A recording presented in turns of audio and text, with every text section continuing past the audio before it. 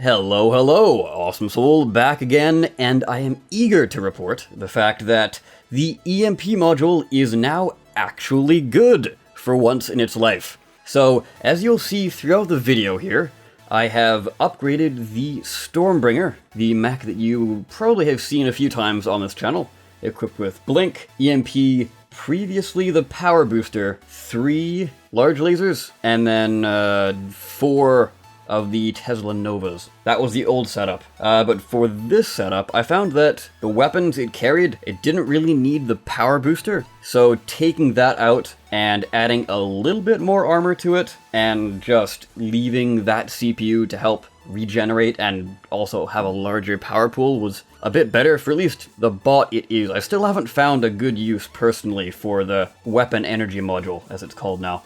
But I don't know if you guys have a actual use for it. Let me know, because I'm eager to know what this thing is good for. I'm sure it has its uses, but they're most likely very niche. But anyways, back on topic. The EMP module has been buffed considerably. So the charge up time, and by that, basically you click the button and then it would charge up, do a little spinny animation from space, and then the mothership would send down the EMP burst. That used to be 3 seconds, now it's dropped to 2 seconds, which is a whole lot better because you can actually hit people now.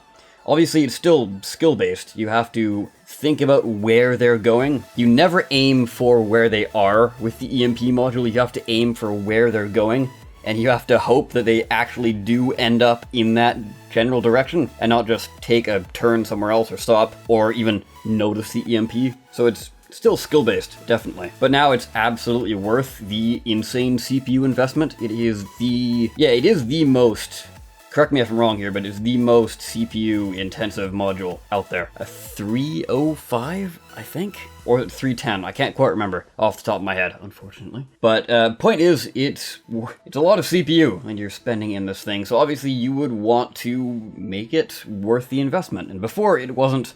Now, it's really good. The only thing, though, it might seem too good? I don't know. On top of that, the stun duration, the time that the EMP target is actually out of commission, it was 5 seconds, and now it is 7.5 seconds. So, decent jumps for all of them. They seem like small numbers, but obviously you were working with small numbers to begin with. So, jumps like that are pretty impressive. I think the charge up time is perfect. 2 seconds is great. Possibly lowering the stun time, though, might be okay, but then I don't know. It is really good, and I'm glad that it's finally actually useful. So I don't think nerfing it right away. We're just gonna have to wait and see. The only thing that makes it hard to balance the EMP is, I don't know about you guys, but for me anyway, it feels like it is the most synergistic, that's probably not even a word, but it has the most synergy, basically, with any other module. So say if you have 3 EMP people all at once, and you knock down your EMP, all 3 of you, that's gonna cause a lot of havoc and a lot of possible destruction. Whereas if you have 3 disc shield modules, for example, it just doesn't seem to have the same oomph. Like, you create a wall, that's great and all, but you're blocking a lot of shots, but you're not really gonna get any kills out of that. You're probably gonna prevent some kills, so that's good. But you know what they say, offense is a good defense. Blink, though. Blink, I could see, although I haven't really. It requires a lot of communication for Blink to have, like, 3 people all blink onto the same target at once and just overwhelm them, or blink behind a group of people and attack from behind. That would require a lot of communication, but I definitely could see that being quite powerful. Now, this has kind of descended into module synergy talk, which I didn't really mean to, but oh well. And I guess I'll close this episode out with some interesting tweets by Mark. So this is basically what kind of buffs and nerfs we're going to be seeing in the future.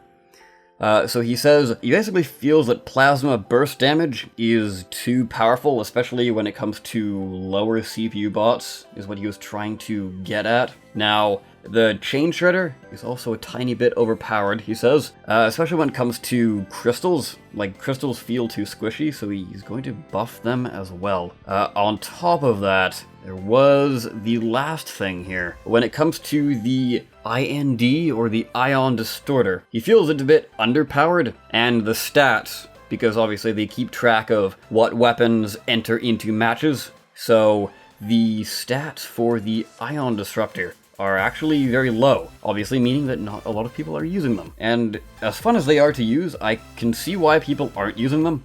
You have to get really close, and at that point, why not use Teslas? Or if you want to stay sort of mid-range and close range, go for the chain gun. So what exactly is the point of using the Ion Distorter? Personally, what I would like to see is what a lot of people have sort of commented on the same thing, on the thread here. Decrease the power usage, and personally I would like to see less of a damage drop off, but that's just me. I don't know, what do you guys think about all these buffs and nerfs and craziness that's happening with Robocraft at the moment? I'm definitely having a lot of fun, actually. It seems like most of you guys are actually enjoying the update as well, which is good to know. There are a few people, but interestingly enough, it seems to be the veteran members of the game. Now, that's understandable, because I definitely would fit into the whole veteran thing as well. I've been here for like 3 years plus, but, you know, change is good. Well, not all the time, but I feel that this change is good. It brings the community together, and it doesn't divide everyone. Because as I've said before, you know, constantly I would be, oh, can you come into this match with me, Awesome Soul? And like, okay, well, we're doing max CPU right now. And they're like, oh, I don't have max CPU. I'm only level 87 or something like that. You know, I don't know, but that's been brought up in my past videos. So if you haven't watched those, maybe give them a watch. I don't know. Anyways, guys, of course, I will end the video here. Comment down below on anything I said in the video, and I will see you all next time. Take care.